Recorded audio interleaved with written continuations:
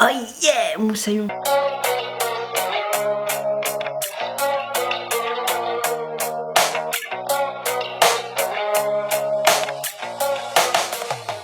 J'espère que ça guette. Comme tu l'auras vu, on se retrouve aujourd'hui dans une vidéo qui est pas forcément des plus joyeuses, mais que je trouve importante de faire. J'en ai jamais parlé parce que j'essaye de pas être réduit en fait à ce trouble, à cette maladie. Parce que moi je pars du principe que même si certains diront c'est qu'un trouble, du moment que ça t'handicape dans la vie, ben c'est une maladie. Et les maladies, elles peuvent être physiques, psychiatriques ou psychiques et sûrement autres. Je n'ai pas tous les termes non plus, je m'en excuse. Il y a quelques années, tu auras vu dans le titre, j'ai été diagnostiquée borderline. C'est quelque chose que, à l'époque, quand j'étais plus jeune et que j'allais discuter sur des groupes d'entraide pour des personnes qui n'étaient pas bien, on m'avait déjà dit ah oui, mais toi, de la façon que tu as de parler, de machin, de dire les choses, tu ressembles un peu à une personne qui est borderline, mais j'avais pas de diagnostic, je n'allais pas voir de psychiatre, parce que ça, un médecin ou un médecin psychiatre peut te donner un diag. Et voilà, je ne voulais pas, pas parce que je voulais pas m'avouer que j'étais pas bien, je savais que j'étais pas bien, mais parce que ben aller pas bien pour moi c'était pas important. Et surtout, ben en fait, tu n'as pas le droit d'être pas bien. D'ailleurs pour cette vidéo, hein, je t'invite à prendre quelque chose à boire ou à manger pour te poser, parce que je pense qu'elle est assez longue. J'ai toujours plus ou moins senti qu'il y avait quelque chose qui n'était pas normal en moi, parce que c'est quand depuis que t'es enfant, on te dit que t'es bizarre, que parce que tu penses pas comme les autres, que t'as pas la même logique que les autres, que ado tu vas pas t'habiller comme les autres, que t'as une façon de faire différente, que t'es très créative, imaginative, que t'es souvent dans la lune, et ben forcément en fait ça te fait mettre de côté, ça te fait subir des harcèlements scolaires. Et en fait le trouble borderline, de ce que j'ai compris, c'est un trouble qui se développe dans l'adolescence dû à des traumas de l'enfance. Et je sais pas à l'adolescence s'il se développe plutôt pendant nos années collège ou nos années lycée, mais en tout cas il se développe et bah, malheureusement Bibi, voilà, il a dit non, toi tu seras comme ça. Traumas qui ne sont pas forcément que scolaires, il y a aussi tout ce que tu vis dans la vie, et c'est pas que tes traumas d'enfance, c'est aussi que quand tu grandis entre ton adolescent, bah, la partie de ton enfance qui a été un trauma et l'âge adulte que tu as aujourd'hui, mais entre ces périodes-là, il y a plein d'autres choses qui sont passées dans ta vie qui peuvent être comme des traumas. Je pourrais te raconter toute ma vie, hein, bien sûr, mais je pense que ça prendrait 107 ans et qu'il faudrait plusieurs vidéos. D'ailleurs, si des vidéos du type harcèlement scolaire, troubles alimentaires, tout ça t'intéresse, n'hésite pas à me le dire en commentaire. On va dire que quand j'ai commencé vraiment à vivre toute seule, après être sortie d'une relation toxique, donc il y a plusieurs années, voilà, j'avais un cumul de tout ça. Surtout quand tu as vécu une situation traumatisante qui t'oblige involontairement à devoir retourner vivre chez un parent, et que dans ce foyer, ton mal-être est pris à la légère. Du coup, ça a été très compliqué pour moi, parce qu'à ce moment-là, ben du coup, je n'avais pas le droit d'aller mal, et je me suis dit, bah, de toute façon, t'as pas le droit d'aller mal. Quand j'ai pu aller dans mon premier appartement et que j'ai commencé à pouvoir aller normalement mieux, ou du moins à être indépendante, vraiment avoir mon chez moi à moi, où j'étais vraiment toute seule, et ben je me suis dit, bah en fait, il n'y a personne pour voir que tu vas mal, donc tu peux aller mal autant que tu veux et tu peux t'enfoncer. Mais entre-temps, j'ai rencontré la personne merveilleuse avec qui je suis aujourd'hui. Avec qui, voilà, ça s'est toujours bien passé, la personne est toujours là malgré tout ce qui s'est passé. Donc franchement, je pense que je ne serai jamais assez reconnaissante envers ma moitié d'être là. Et il s'est passé un moment où j'ai vraiment commencé à aller très mal. Très mal. Alors je perds le film parce que je sais vraiment pas trop où commencer pour te raconter, sans vraiment déballer toute ma vie, parce que sinon dans 4 jours, un mois, on y est encore, hein.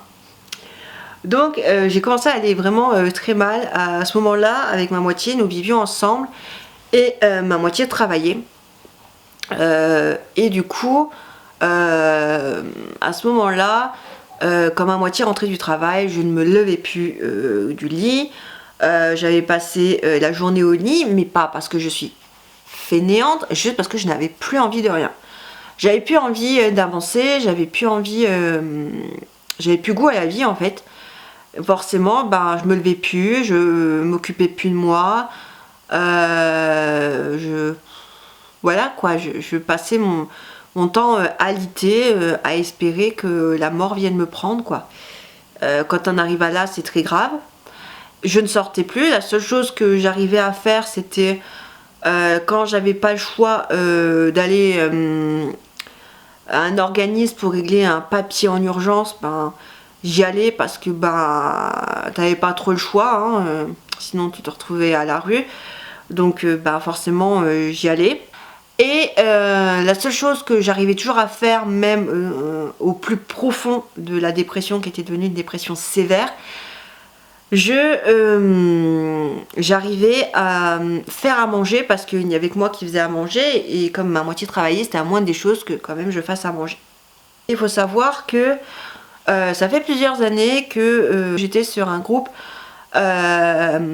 pour s'entraider dans le trouble alimentaire que j'ai qui est l'hyperphagie. Et à l'époque j'étais aussi sur un groupe d'entraide, un autre groupe d'entraide du coup pour les personnes quand elles vont pas bien et puis t'en parles et on s'entraide. Je faisais pas des posts alarmants mais j'expliquais aux gens que voilà c'était de pire en pire, que ça allait vraiment pas et tout. Jusqu'au jour où je viens quand même expliquer que j'ai peut-être fait une connerie. Et là on me dit mais il faut que tu ailles absolument avec toi à l'hôpital, sauf que je voulais pas aller à l'hôpital comme ça toute seule parce que j'ai l'impression que du coup ça allait être un peu une sorte de pas d'injustice. J'avais peur que la personne le prenne mal, le voie mal et ne veuille pas avouer que oui je vais mal parce que ben en fait ça fait peur quand quelqu'un va mal, ça va de pire en pire.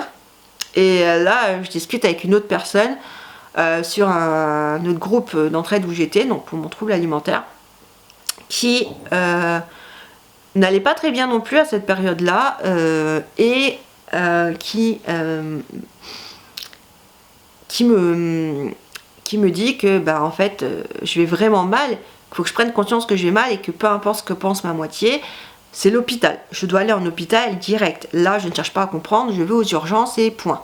Je vais pas à l'hôpital au début, hein, comme on me le suggère, mais je promets que je vais y aller, que je vais juste en parler avec ma moitié, entamer le dialogue et tout. Jusqu'au jour où ma moitié me dit non mais c'est vrai qu'il faut que tu ailles te faire aider et je suis d'accord à ce que tu ailles à l'hôpital. Et je promets à la personne que oui je vais aller à l'hôpital et tout etc. Ma moitié va m'accompagner parce qu'il est hors de question que j'y aille toute seule. Et surtout ma moitié avait appelé en fait psychiatre ou psychologue je ne sais plus pour avoir un avis et la personne lui a dit que c'était là, on ne cherche même pas à comprendre, vous l'emmenez à l'hôpital. Donc je vais aux urgences et je me retrouve que je suis à l'hôpital, aux urgences, à attendre pour ça toute seule. Parce que ben, finalement il y a une autre nana de l'accueil qui dit à ma moitié que vous ne pouvez pas attendre ici, c'est une personne dans la salle d'attente et il neige, ma moitié doit attendre dehors dans le froid, c'est plus possible. Donc on convient que ma moitié m'attende à la maison. Je suis toute seule, en détresse psychologique, paniquée de me dire je suis à l'hôpital, qu'est-ce qui va m'arriver. Et du coup j'attends patiemment mon tour. Quand mon tour arrive, je suis vraiment dans un... Déjà je ne me maquillais plus, donc je n'étais pas maquillée. Je ne me lavais plus les cheveux, donc j'avais des cheveux mais gras, je te laisse même pas imaginer. Aux urgences, je stresse, je ne sens pas bien et surtout j'ai cette sensation que ma douleur ne va pas être prise en compte. Qu'on va me dire rentrez chez vous, c'est rien. Allez, on vous donne un petit rendez-vous au CMP et puis ça va aller. Et on me dit, ben écoutez, on va aller voir avec la psychiatre et tout. Et moi je pensais qu'en fait, il y avait une aile psychiatrique dans l'hôpital, mais en fait c'est juste ce qu'ils appellent un centre d'aide anti-crise, je crois un truc comme ça. Ou simplement c'était là genre maximum 3 jours le temps qu'on te dise de rentrer chez toi avec un psychiatre, avec un rendez-vous psychiatre chez ton psychiatre ou dans un CMP si tu ne vois pas de psychiatre par exemple, ou alors on te dispatche dans un hôpital. Là elle voit mon état, elle me dit c'est pas possible, elle dit bah vous allez nous suivre et moi j'ai peur, je me dis où est-ce que je vais me retrouver, avec qui, comment, quoi. Non, une chambre un peu classique d'hôpital, on me dit bah, vous allez mettre assis ici et tout simplement en fait on me dit qu'on va me garder, donc je préviens ma moitié que je vais pas rentrer à la maison Ma moitié qui pensait qu'on allait juste me donner une ordonnance pour, je sais pas, un antidépresseur et un rendez-vous chez un psychiatre. Ben, pas du tout. Je vais pas rentrer, ma moitié ne s'attendait pas à ça, alors que moi je savais pertinemment que j'allais pas rentrer dans l'état où j'étais. On laisse pas rentrer quelqu'un dans l'état où je suis, hein, quand tu es en dépression sévère. Non, non, non, non. On n'est pas censé te laisser rentrer chez toi, même si je sais que des fois, malheureusement, on te laisse rentrer chez toi dans des états de détresse émotionnelle gravissimes, en disant, ben, voyez que vous êtes psychiatre, hein, nous on peut rien pour vous. C'est bien, hein. Et quand tu te jettes sur la voie, on va dire, ouais, ben, encore un suicidaire qui fait chier. Ah oui, non, non, non, les gens sont très tendres avec les détresse psychologiques et tout, hein. Soit c'est de ta faute, soit tu fais chier, soit, oh, encore toi, bon, bref. Je peux dire qu'il y a des trucs où des fois j'ai un petit peu du mal, tu vois ce que je veux dire. Que une psychiatre me voit, commence à établir un potentiel traitement et tout, en tout cas en attendant, pour que j'aille bien me donner des trucs. Traitement qui me fait me réveiller toutes les heures, je fais un premier séjour en hôpital. Parce que à ce moment-là, il y avait encore un hôpital public, un peu genre hôpital repos, quand t'étais pas bien, t'allais là-haut un certain temps, et puis après on te faisait sortir et tout. Le truc, c'est que ce trouble-là, parce que j'ai pas vraiment parlé du trouble, c'est un trouble en fait, qui va faire que tu as des sauts d'humeur, c'est-à-dire que tu peux avoir des excès de colère que tu as du mal à contrôler, une peur de l'abandon. Donc c'est voilà, c'est avoir genre une favorite de personne et tout ça. Des sauts d'humeur qui peuvent être dus aussi, qui peuvent être aussi dans plein d'autres troubles et dus à plein d'autres choses, mais tu peux avoir des sauts d'humeur. Ce qui va nous sortir, c'est la colère. Moi, il n'y a pas que la colère, hein. En fait, on part du principe que genre tu peux avoir des excès de colère à n'importe quel moment de la journée, et que genre le matin t'es heureux, le midi t'es triste, le soir t'es en dépression, ou le lendemain matin t'es triste, le midi t'es en dépression, le soir t'es joyeux. Bref, ça, tu vois, tes humeurs elles font comme ça. On va avoir des comportements autodestructeurs. En fait, il y a un truc, c'est que surtout on se sent vide H24 quasiment, 7 jours sur 7, et on se sent souvent vide. Et on va vouloir combler ce vide là. Et en fait, on a ce qu'on appelle les comportements excessifs et parfois les comportements addictifs. Donc, en gros, on va parfois, même souvent, se faire mal pour combler ce vide qu'on ressent.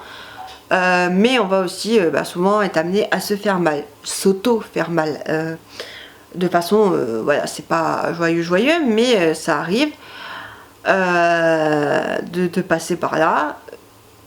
On va aussi avoir certains comportements dits un petit peu extrêmes et parfois addictifs. Par exemple, tu peux être addict et avoir des comportements très excessifs dans les rapports sexuels. Tu peux être drogué, tu peux être alcoolique, tu peux avoir un trouble du comportement alimentaire, tu peux être accro à l'argent ou au jeu d'argent, faire des dépenses excessives ou devenir accumulateur compulsif.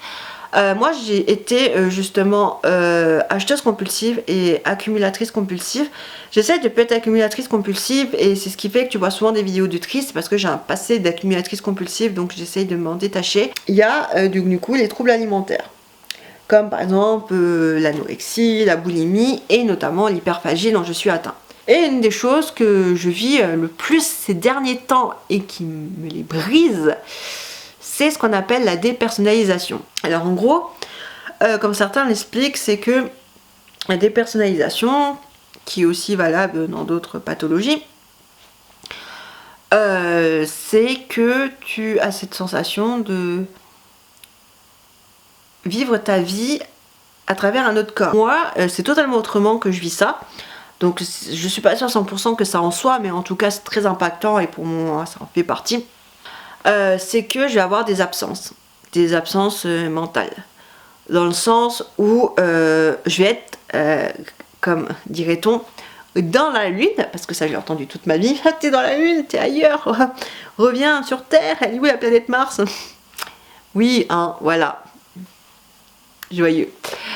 Donc du coup c'est quelque chose que je connais depuis mon enfance mais je ne savais pas et qui aujourd'hui en fait m'est très handicapant parce que quand j'ai des situations, notamment des situations où il y a beaucoup de bruit, beaucoup de monde qui vont m'être très stressantes, mon cerveau il a besoin de se protéger je pense Et du coup, je pars dans mes pensées à des kilomètres, hein, je suis 20 000 lieues sous les mers. Et mon bus il peut passer que je l'aurais pas vu passer et que peut-être je me rends compte qu'il est passé une fois que je le verrai partir, ou alors bah tiens je suis arrivée je sais pas à 40, mon bus devait passer à 45 et puis je reviens à moi-même, il est 52 et je me dis mais quoi, il est 52, il est passé le bus, je l'ai même pas vu passer. Bah oui mais t'étais pas là, Plume, comment tu peux voir ton bus passer si tu n'étais mentalement pas là? Et non, je n'étais pas là. Et ça m'est souvent arrivé ce genre de truc et c'est un petit peu chiant parce que comment te dire que ça te fait louper tes arrêts de bus quand t'es dans le bus pour descendre pour aller chez toi, mais aussi ça te fait louper tes bus pour rentrer chez toi. Et quand le bus que tu dois prendre c'est le dernier bus de la ligne pour rentrer chez toi et que tu es obligé de marcher quelques mètres, ça va, quelques mètres, mais bon quand même pour aller prendre un autre bus, c'est chiant. Du coup, c'est très compliqué, mais je fais avec. Il va te dire, oui, mais c'est quoi la suite? C'est quoi la finalité? Est-ce que ça se guérit? Alors, c'est un trouble qui ne se guérit pas. Ça se soigne, mais ça ne se guérit pas. La différence entre soigner et guérir, parce que pour moi, il y a une différence, et je sais que certaines personnes soulèvent des différences en général, hein, pas que dans ce trouble, c'est que guérir, ça veut dire que tu guéris le microbe, la pathologie, le trouble, enfin la chose, tu la guéris, elle disparaît, elle est plus là, c'est guéri. Genre par exemple, tu vas guérir un rhume, tu vas guérir une verrue. Alors que soigner, en fait, c'est que ça sera toujours là, mais en soignant, ça peut être moins présent, voire un petit peu étouffé, comme dans une cocotte. Et voilà, t'as mis le couvercle à ta casserole et ça bout dans la casserole, mais voilà, il y a un couvercle. À condition que ce couvercle-là, il pète pas et que ça fasse ça d'un coup, tu vois ce que je veux dire. Ce qui est beaucoup recommandé pour le guérir, c'est le soigner. C'est des thérapies, notamment les thérapies comportementales, cognitives, etc. Actuellement, je ne suis pas de thérapie. Voilà, je prends un traitement, mais je ne suis pas de thérapie.